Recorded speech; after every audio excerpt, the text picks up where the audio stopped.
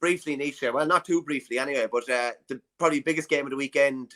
Well, there was 2 games. The one in Corrigan Park is definitely worth dissecting fairly well too. But in Pearse Stadium on Saturday evening, it finished, I think Galway had 6 points to spare over Wexford. Wexford started like a house on fire despite being without Lee Chin and Damien Reck. I was kind of thinking after the match, like, how much is Lee Chin worth? How many points is Lee Chin worth to Wexford? Yeah, I was saying pretty much the exact same thing when I was just walking around here yesterday evening thinking about it, like, as well, or Saturday evening, whatever it was. And it's kind of saying, you know, right, okay, yeah, I know Chin was missing and Reck was missing, but like the way they lost, like, so say Galway, obviously you'd be kind of going, yeah, you know, 2 goals in the first couple of minutes, or it was 2-1, you know, it's 2-1 or 2-2 scored in the first 6 minutes, but then only scored 8 or 9 points between then and the end of the match. The way Galway won the game, they were far better. They didn't score a goal, and they still came back from that. You know, it was just point, and just took over the game. So, yeah, like, look, Lee Chin is class. Like, put a number on him. How many? I was trying to actually think, like, how many points is he actually worth to them? It's hard to know, because, like, your attention get drawn to him, then you can pop it out to somebody who's then free, let's say. So yeah, but even his overall contribution, shall we say, like, he's worth 4 to 5 points to them. Like, yeah, I'm just saying, like, Rory O'Connor hit the freeze, so whatever freeze Chin would have hit, we'd say that's the same. But just getting a couple of scores, creating havoc, handing ball out, like, then I'm kind of thinking, we're Galway that impressive in one way then as well, if you get me, given that, like, they should be beating Wexford without Damien Reck and Lee Chin. That's the thing, like, they should be beating Wexford without them lads. And then the way they were set up, it's hard to know what Lee Chin could have done in there, like, because they had a really, really good, tight, kind of heavy loaded setup, where it was like, even though, look, I know they scored 2 goals in the first few minutes, but after that, I don't, you know, they had maybe a half chance here or there. But, like, you know, Conor McDonald on the edge of the square was, at long last, thank God he's in there, from a Wexford point of view. But yeah, like, you're probably talking 4 to 5 points. And then from the guy, see, the other thing as well was, like, the weather on Saturday looked absolutely like, so, like, brutal. So, you know, it was like, the hurling on Saturday was completely different than the hurling on Sunday, just because it was so wet and horrible. It was more like the games in February and March, like, you know, so hard to know. And let's say, from a Galway point of view then, right, not relying on Conor Whelan, I suppose, is a huge plus. Not relying on Cooney is a huge plus. You know, that it was Evan Nyland popping up with an awful lot, and then, like, Pádraig Manny and McInerney, you know, it was different kind of fellas that won the game, I thought, for them anyway on Saturday. Yeah, just on Nyland, probably a bit of a breakout game for him. I think he ended up with 7 from play. Now, I don't envisage him getting half the space that he got the other. Like, to me, if you're going, like, man marking one of the Galway fought, well, you could say man marking a few of them, but you're going to keep a lad tight to him, and you're not going to let him have a free stroke ad. If he gets a free, like, I don't know if he missed the other day from any of the shots that he had. If he gets a free stroke ad, he will generally score.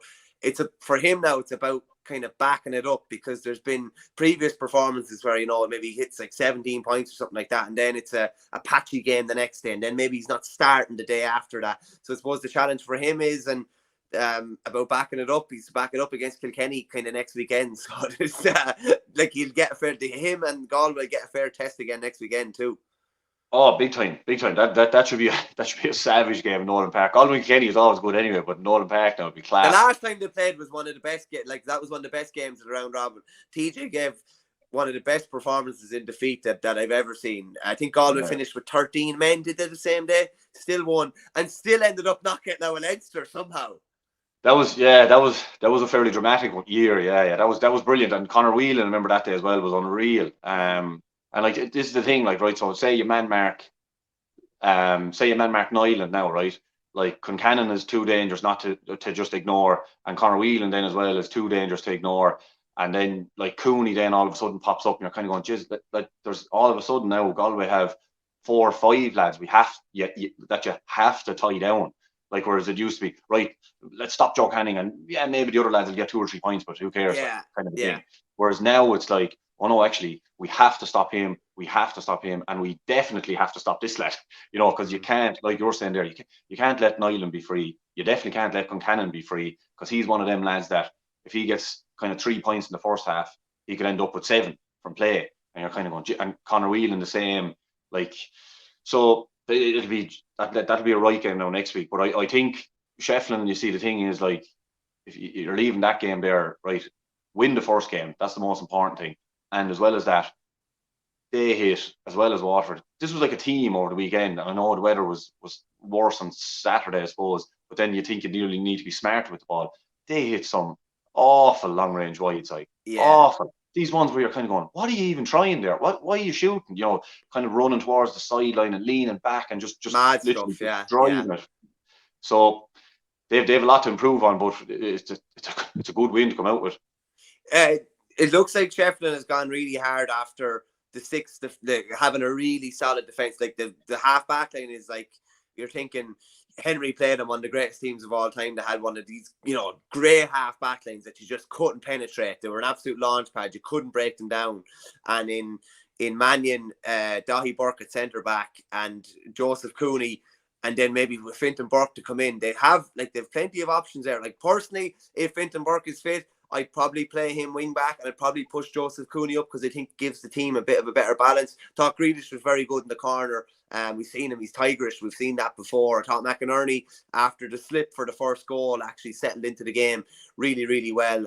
Just good comment in here from Richard Hogan, just on Wexford, and this is maybe something similar to the Waterford comments. Just on Wexford, they got the perfect start and lost the remainder 24 points to 12. Despite missing Chin and Rec, they need to be better. I would assume Chin starts against Antrim. Kind of, I was watching on the GA Go, and it was like, you see a kind of a fairly serious conversation between him and Dara Egan.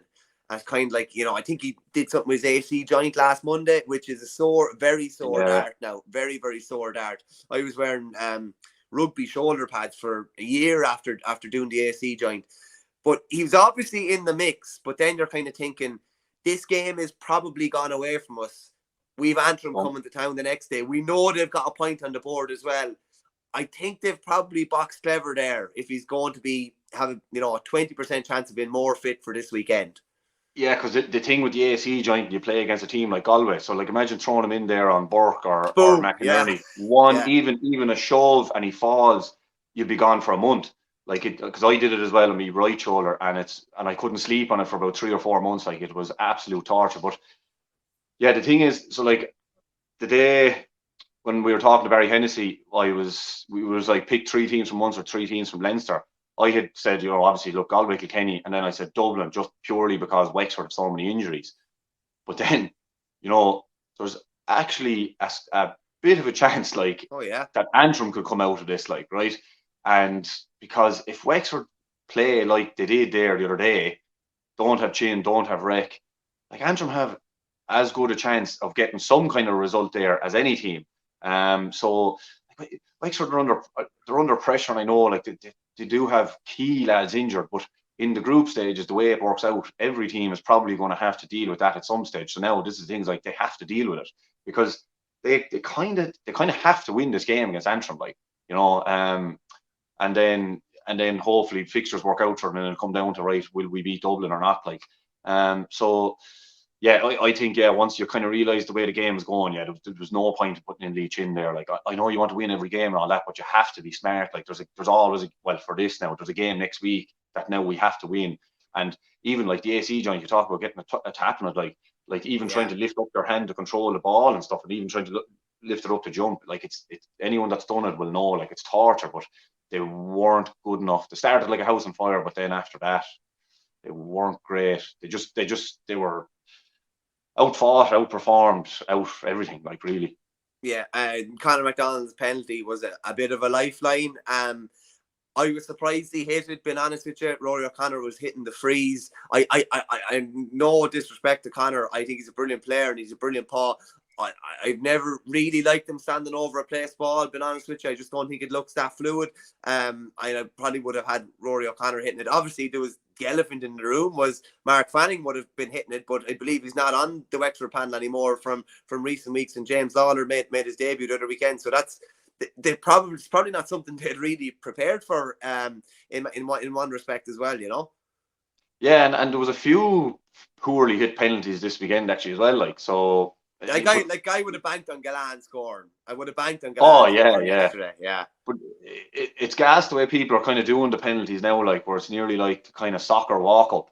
Like they're being like trying to be like real composed and go up slow, and then like, look, when the goalie moves, I'll put it there. And it's like, right, go up and drive it into the back of the net, right? Yeah, go low, brilliant, put it to a corner, but go up with a bit of intent, march up to it, like the way the way DJ and all them used to take, like get up to it quick, rise it, and drive it with your momentum.